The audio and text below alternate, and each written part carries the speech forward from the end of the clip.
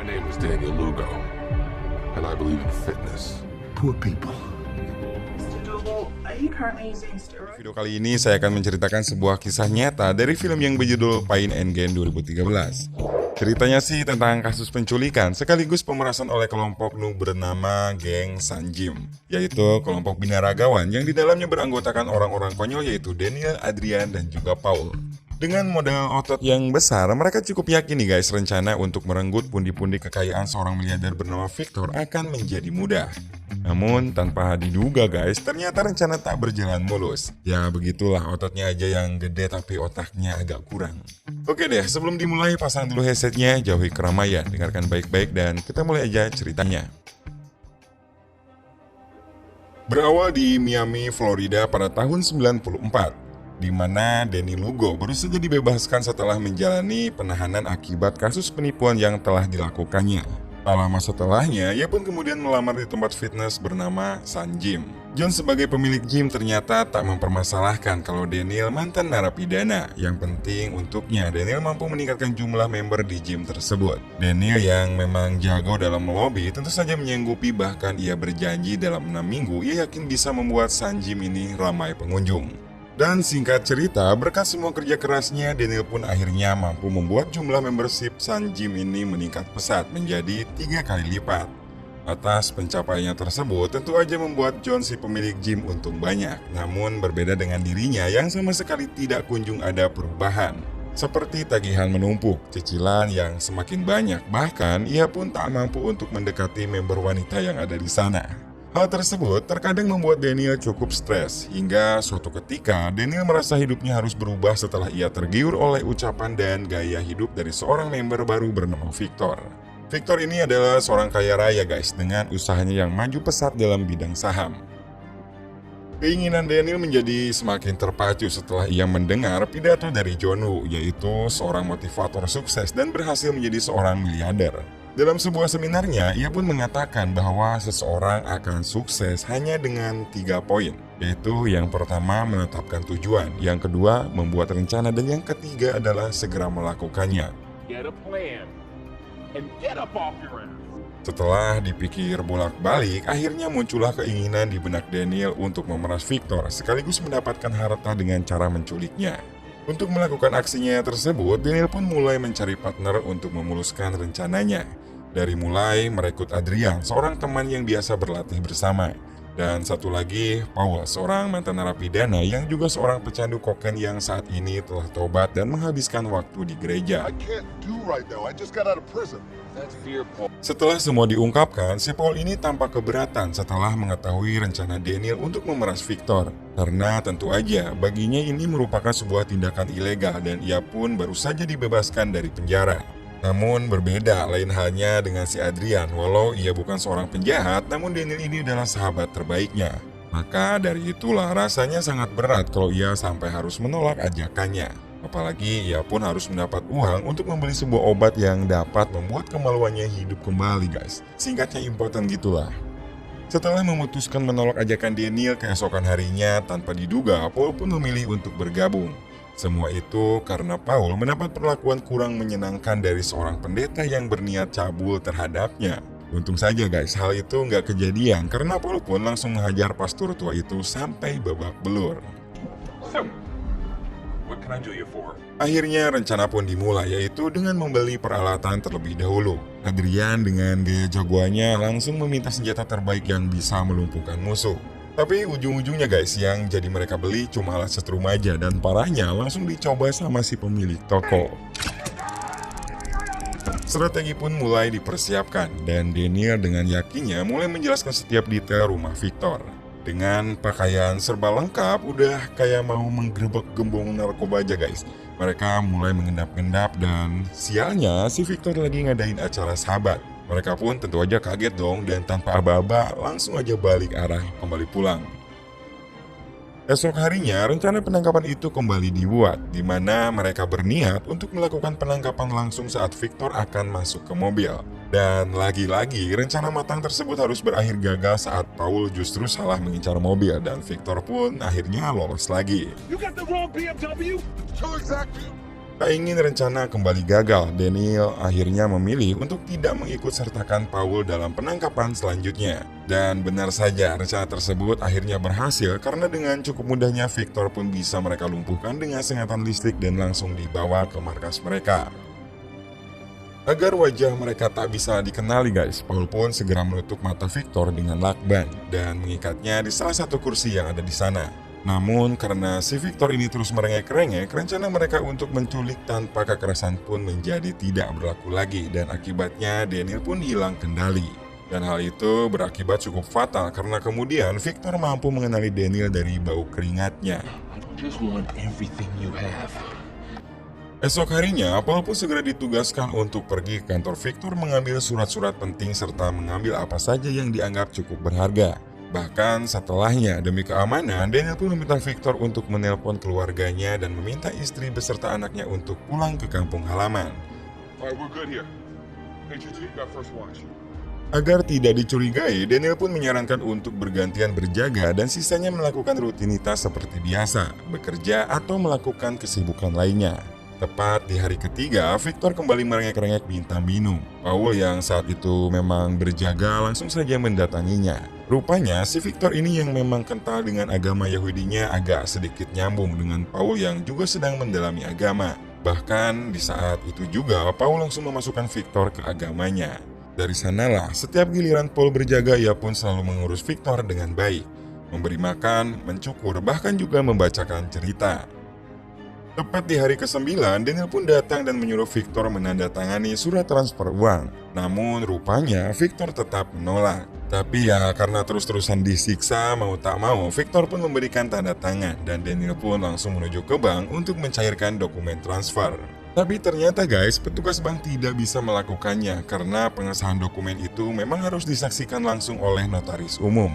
Atau dengan kata lain, Daniel dan Victor harus mendatangi dokumen tersebut bersama-sama di hadapan notaris dan barulah uang itu bisa dicairkan. Daniel sendiri yang sadar betul bahwa hal itu tidak mungkin dilakukan, ia pun menjadi benar-benar sangat kesal. Besokan harinya, Daniel terlihat mendatangi si John, si pemilik gym yang juga kebetulan dia adalah seorang notaris. Setelah diceritakan, ternyata ia juga keberatan dan mengatakan kalau dokumen transfer memang tak bisa dipalsukan. Tapi setelah Daniel berjanji akan memberi imbalan sebagai sponsor gymnya, John pun mau mengesahkan dokumen tersebut. Dan akhirnya Daniel pun bisa mencarikan uang dari semua aset milik Victor, termasuk dari rumahnya yang cair 3 miliar dolar. Karena semua asetnya udah digondol habis nih guys, si Daniel pun kemudian berencana untuk membunuh Victor dengan membuat seolah terjadi kecelakaan.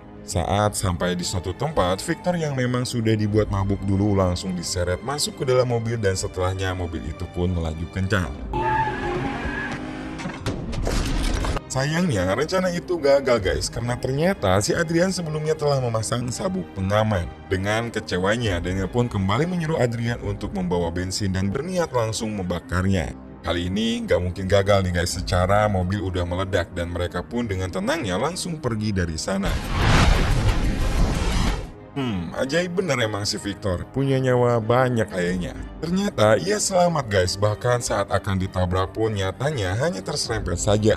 Udah nih, cara yang terakhir Daniel pun langsung menyuruh Paul untuk melindasnya. Dan dengan muka kasihan, Paul pun mundur sedikit demi sedikit. Ternyata emang benar-benar beruntung guys, karena si Victor nggak benar-benar terlindas karena banyak tertahan beton yang ada di sana. Saat dirawat di rumah sakit tersebut, Victor kemudian memberitahukan apa saja yang telah terjadi padanya pada pihak polisi. Namun hal itu sama sekali tidak dipercaya karena Victor dianggap sedang mabuk berat. Apalagi saat ditemukan seks toy di dalam mobilnya dan ngaku diculik oleh binaragawan. Para polisi pun malah menganggap kalau Victor ini kecewa karena terlibat masalah homo. Merasa ucapannya tidak dianggap, Victor pun kemudian menghubungi seorang investigator bernama Ed Dubius. Namun seperti saat melaporkan pada polisi tadi, si Ed ini juga tak mempercayai hal itu dan hanya menyarankan agar dia segera pergi dari rumah sakit karena bisa saja penjahat itu malah akan segera kembali. Dan hal yang diucapkan Ed memang benar adanya guys, karena tak lama setelahnya baik Daniel, Adrian, bahkan juga Paul yang sebelumnya tak menemukan mayat Victor langsung datang ke rumah sakit untuk kembali membunuhnya. Namun ternyata Victor sudah kabur dari sana guys, dan dari seorang dokter yang ada di sana akhirnya Daniel pun tahu kalau Victor sudah melapor ke polisi dan para polisi tidak mempercayainya. Merasa kalau polisi tak memperdulikan Victor, akhirnya mereka pun memutuskan untuk menikmati hidup dengan apa yang telah mereka hasilkan. Adrian kini bisa menghidupkan kembali miliknya guys, dan bersenang-senang dengan pacarnya, bahkan sampai melangsungkan pernikahan yang cukup mahal. Dan setelahnya ia juga sempat membeli sebuah rumah. Sedangkan untuk Paul, kini ia bisa jalan-jalan kemanapun yang ia inginkan, hidup dengan setiap wanita yang ia mau. Namun sayangnya karena merasa banyak uang, ia pun harus kembali mengkonsumsi narkoba. Sedangkan untuk Daniel guys, kini ia hidup bahagia dan bangga menjadi pemilik rumah di kawasan elit, bahkan ia juga menjadi pelatih senam bagi semua tetangga di kompleknya.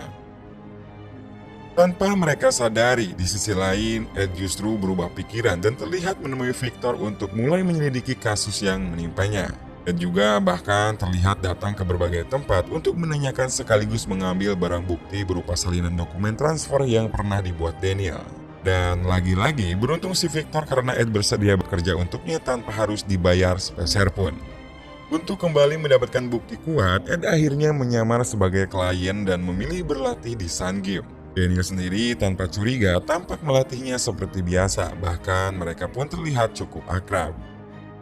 Suatu ketika, Victor menelpon John dan langsung marah-marah meminta semua kekayaannya untuk dikembalikan. John yang mulai panik kemudian menanyakan di mana kini ia berada. Ya tentu aja dong si Victor ngeles, tapi Danny lumayan cerdik kali ini. Saat telepon dimatikan, ia pun langsung menelpon balik dan ternyata diketahui kalau telepon itu berasal dari hotel yang tidak jauh dari sana.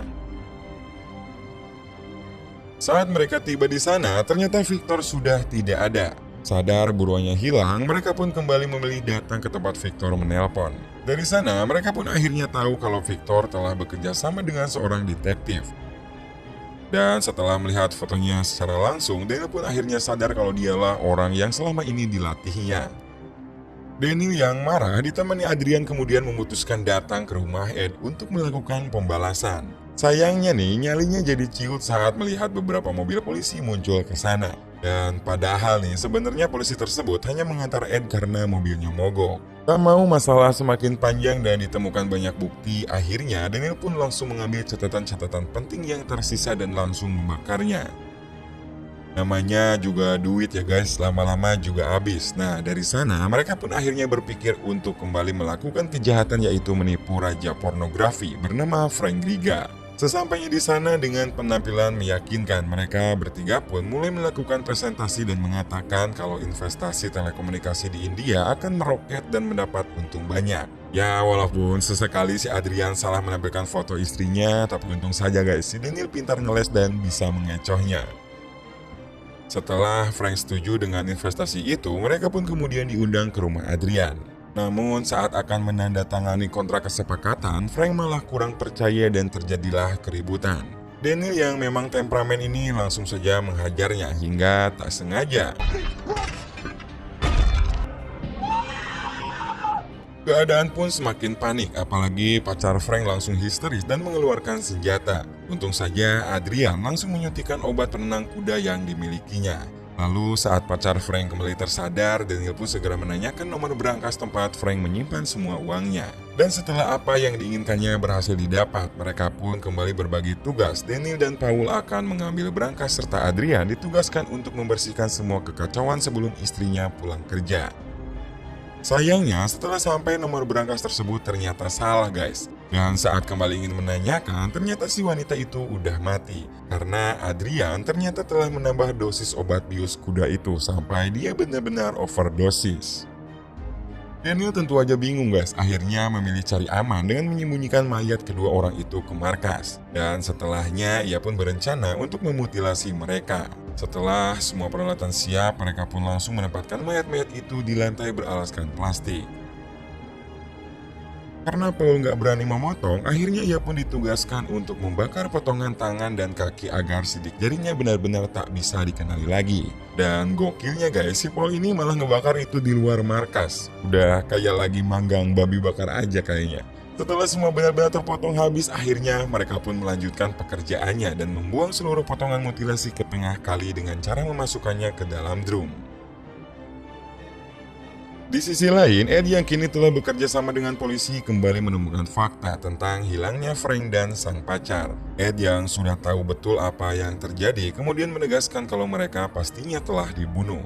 Dengan semua bukti dari Ed dan juga target mereka telah ditetapkan, akhirnya mereka pun langsung disebar ke beberapa titik lokasi.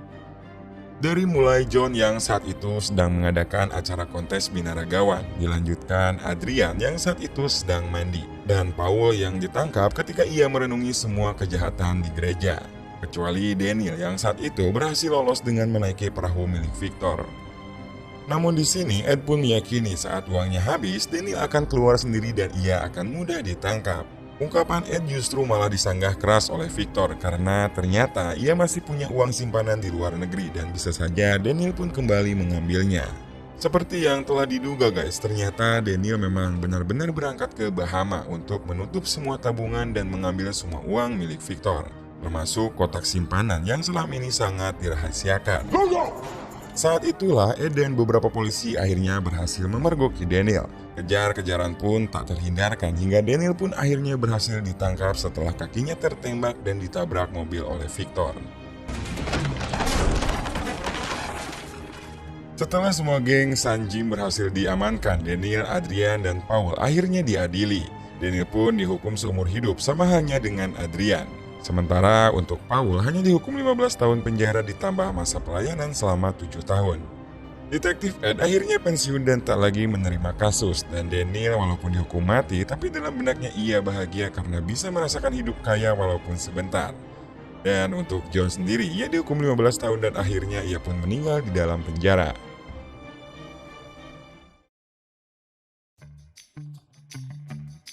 Kesuksesan memang berawal dari sebuah keinginan serta harapan yang kuat. Namun, bukan berarti kita harus merampas kebahagiaan orang lain untuk bisa menggapai kesuksesan tersebut. Berusahalah semampu yang bisa kita lakukan, karena sebuah keberhasilan yang dilakukan dengan jerih payah dan hasil kerja keras diri sendiri tentunya akan sangat membanggakan.